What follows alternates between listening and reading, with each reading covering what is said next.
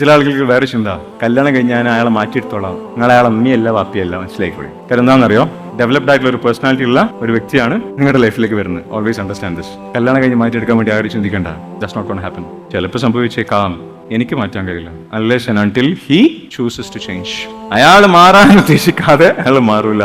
ഉറപ്പ് ഇതിന്റെ വാക്കാ. ഇപ്പൊ അയാൾ മാറുന്നുണ്ട് എന്ന് വിചാരിക്കും, നിങ്ങൾക്ക് വേണ്ടി. അങ്ക് വേണ്ടി ഞാൻ കള്ളുടി നിർത്തി, അങ്ക് വേണ്ടി ഞാൻ സിഗരറ്റ് വലി നിർത്തി. എന്തുകൊണ്ടാണെന്നറിയോ, ഇപ്പൊ എനിക്ക് നല്ല ഫീലിംഗ് തരുന്നുണ്ട്. അയാളായിട്ട് തെറ്റിക്കഴിഞ്ഞാലോ ഈ കള്ളുടിക്കുന്ന ആൾ എന്ത് ചെയ്യാന്നറിയോ, വന്നിട്ട് സോഫിന്റെ മുളക് കിട്ടിയിരുന്ന് ഇപ്പൊ എന്നോട് കാലം കൂടി കയറ്റി വെച്ച് കുപ്പിയെടുത്ത് ഇടി ഗ്ലാസ് എടുക്കടി. എന്തുകൊണ്ടാ, ഓളെ കുത്തി വേദനിപ്പിക്കാൻ. എന്ത്, ഞാൻ കള്ളുടിക്കാൻ പോവാണ്.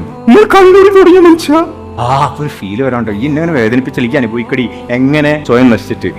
അയാളിൽ സ്നേഹമില്ലാത്തത് കൊണ്ടാണ് അയാൾ ഇത്തരത്തിലുള്ള ദുശ്ശീലങ്ങളുടെ പുറകെ പോകുന്നത്. എപ്പോഴെങ്കിലും ചിന്തിച്ചിട്ടുണ്ടോ? സ്വന്തത്തെ സ്നേഹമില്ലാത്ത ഒരാളെ കല്യാണം കഴിച്ചാലുള്ള കുഴപ്പം എന്താണെന്നറിയോ, നിങ്ങൾക്ക് തോന്നും നിങ്ങളില്ലാണ്ട് അയാൾക്ക് ജീവിക്കാൻ പറ്റൂല.